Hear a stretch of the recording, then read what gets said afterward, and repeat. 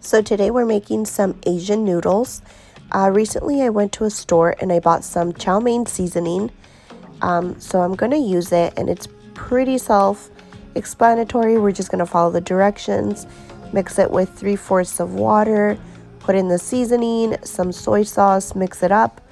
We're also going to use some diced up chicken. I used 1 full chicken breast. We're going to use 2 bell peppers, a green one and a yellow one. I also used half an onion, and I sliced up some baby carrots. My husband doesn't really like carrots, so I didn't put that many.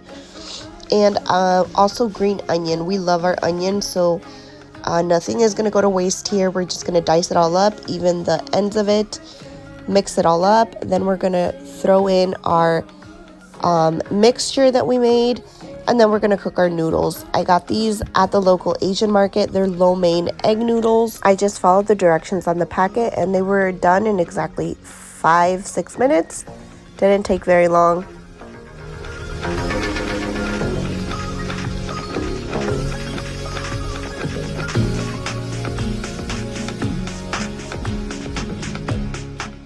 Then we're going to drain our noodles.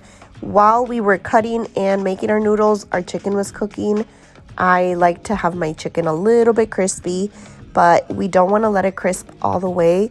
We're going to throw in all our veggies in there, and we're only going to cook them for about 2 to 3 minutes at most, because I still like my veggies to be crispy. I don't like them to be soggy, so this is just depending on your preference. And then we're going to mix it all in. Once we have the right texture that we want, that's when we'll add the noodles.